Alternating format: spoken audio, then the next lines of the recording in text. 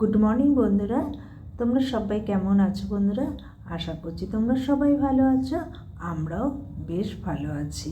দেখো বন্ধুরা, এখন বাজে সকাল 8:45, কেননা এখনও আমি যেহেতু বর 8টার দিকে বেরিয়ে যায়, তা এখনও বর ওঠেনি। তার আগেই আমি চেষ্টা করি সমস্ত কাজগুলো গুছিয়ে নেবার জন্য, কেননা বর উঠে গেলেই চায়ের জন্য হয়। আর যতক্ষণ দেখবে বন্ধুরা, এই শীতের সকালে একটু চা না খাওয়া যায় না, মনে হয় যেন একদম এনার্জি পাওয়া যায় না শরীরে। আর চাটা খেলে কিন্তু শরীরটাও ভালো থাকে। শীতের সকাল আর 1 কাপ চা অনেকটা এনার্জি দেয় আমাদের শরীরকে। আর দেখবে বন্ধুরা, সংসারের সমস্ত কাজকর্ম তো আমরাই করি সাধারণত, বাড়ির প্রত্যেকটা গৃহিণীরাই। তাই এই সংসারটাকে সুস্থ রাখার জন্য সবার আগেই দরকার আমাদের নিজেদেরকে সুস্থ থাকার।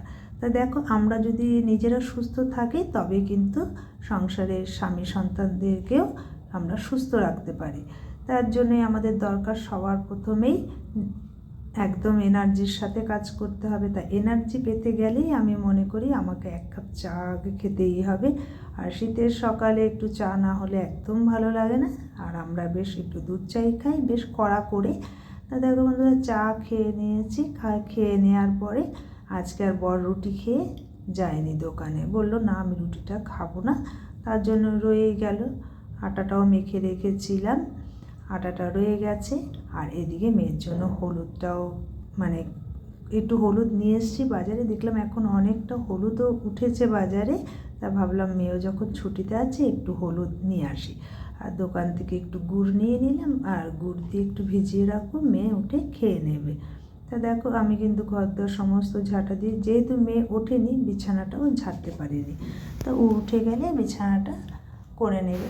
আর এই ফাঁকে দেখো, আমার কিন্তু রান্না অনেকটাই আমি আগিয়ে নিয়েছি। মাছকে লাউয়ের ঘন্ট করেছি একটু মুগ ডাল ছিটা দিয়ে, 5 ফোড়ন সোমবার দিয়ে। আর এদিকে পুঁই মিটুলি ভাজা খাবে মেয়ে বলেছে, আগের দিনই পেরে রাখা হয়েছিল গাছ থেকে, সেটাকে ভাজা করে নেব। আর একটু মাংস করে নেব, আর বরের জন্য একটু তিতর ঝোল করে নেব, তার জন্য কেটে নিয়েছি। তা দেখো, এখানে পুঁই মিটুলি ভাজা আর একটা ডিম সিদ্ধ করে নিয়েছি। এটাকে দিয়ে মেয়েকে আর কি সকালের খাবারটা দিয়ে দিলাম এখানে, মেয়ে এটা দিয়ে খেয়ে নেবে।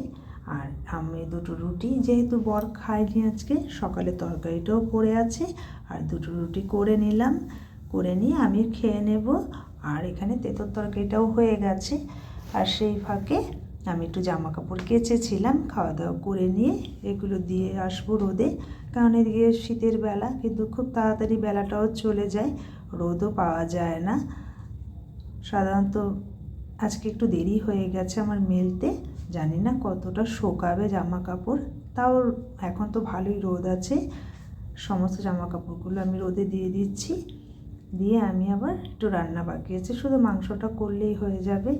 না মেয়ে চলে যাবে বলেই মাংসটা আনলাম। সেদিন মা এসেছিল, 2টো দিন তো কেটে গেল একাদশী, এই করতে করতেই ছোটো মাছ খেতে চেয়েছে, তার জন্য ছোটো মাছ আনা হয়েছিল, মাংসটা আর আনাও হয়নি। তা মাংসটা আনার পরে আমার সত্যি মনটা খুব খারাপ লাগে যে মা ভালোবাসে মাংসটা খেতে। তা আমি মাকে ফোন করেছিলাম, মেয়েকে বললাম বাবা দিদুনকে একটু ফোন করি আসার জন্য। বেশি দূর না, কিন্তু আবার অনেকটাও দূর। দেখবে একটু মাংস খাওয়ার জন্য সেভাবে তো বলা যায় না মাকে যে মা আসো, এমনি মাকে বললাম মা আসো তুমি। তা মা প্রথমে আসতে চাইছিল না, তারপর অনেক বলার পরে মা বলছে ঠিক আছে রাতে আসবো। হ্যাঁ, তারপরে দেখো বন্ধুরা, আমি কিন্তু এদিকে আবার মাংসটাকে বসিয়ে দিচ্ছি।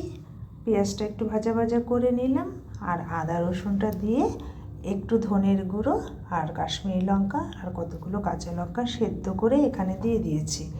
টমেটো কিন্তু খুব বেশি দেইনি, ঘরে আছে, কালকের কিছুটা কাটা পড়েছিল, ওটাকেই আমি দিয়ে দিলাম। যেহেতু বর খায় খাসির মাংসটা, যার জন্য বেশি আনা হয় না, আনলেই বরকে দিতে হয়। খুবই কম, সে বৈশাখ মাসে এনেছি, আর এই আজকেই আনা হলো মাংসটা। যতটা আর কি না এনে পারা যায়, বরের শরীরের জন্যেই আমরা কিছু কিছু জিনিস খাবারের থেকে অনেকটা দূরেই থাকি। তা মেয়ে যেহেতু চলে যাবে বলেই, তা অনেকটা দিনও খায় না, তার জন্যে আজকে আনা হলো।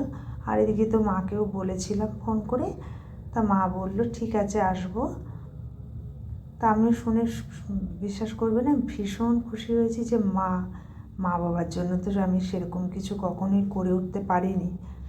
হয়তো ভগবান আমাকে সেরকম সব কিছু দেয়নি সামর্থ্য যে তাদের জন্য আমি করব। চেষ্টা করি খুব হয়তো খুব সাধারণ জিনিস দিয়েই চেষ্টা করি কখনো হয়তো পূরণ করতে। যেমন আজকে ধরো ইচ্ছে ছিল মাকে আসবে বলে, কিন্তু মা আসতে পারেনি তার সংসারের জন্য। এই ফাঁকে আবার মেয়ে বলল, মা আমার জুতোটা না খুব ময়লা হয়ে গেছে, আমি তো চলে যাব।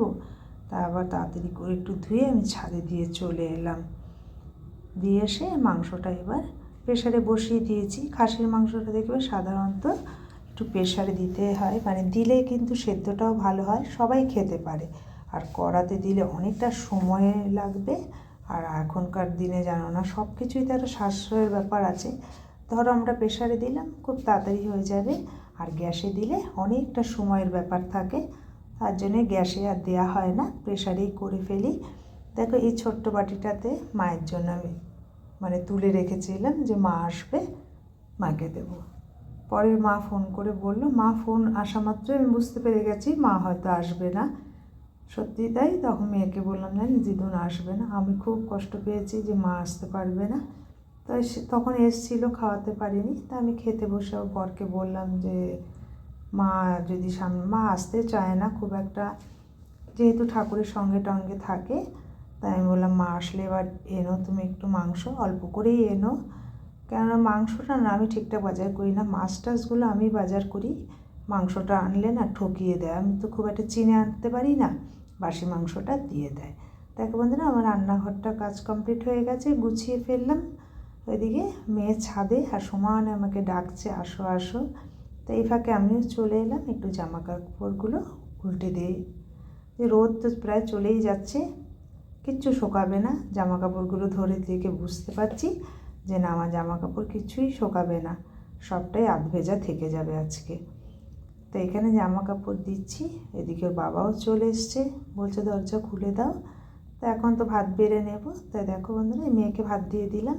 তা মা আসবে বলে আবার আমি আলাদা একটু কচু বাটা করে নিয়েছিলাম, কিন্তু মা আসবে না শুনেছি। তা মেয়েকে আবার ওখান থেকে একটু কচু বাটা দিয়ে দিলাম। খাওয়া দাওয়া করে অনেকটা সময় কেটে গেছে বন্ধুরা। তা দেখো এখন বিকেল, বর দোকানে বেরোবে, এখনও বেরোয়নি। তো ভাবলাম ছাদ থেকে জামা কাপড়গুলো নিয়ে আসি।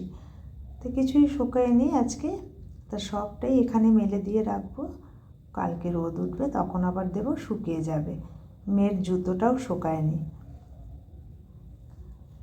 কেননা এখন ছোটোবেলা, চলে যায় রোদটা বেশিক্ষণ থাকে না, দেখবে ঘুরতে থাকে রোদটা। তা রোদও চলে গেছে আর শুকায়নি। তা আমি সবটাই নিয়ে আসলাম। যেগুলো শুকিয়েছে সেগুলোকে একটু ভাঁজ করে নেব, রেখে দেব। শুকনোগুলোকে এখানে ভাঁজ করে নিচ্ছি।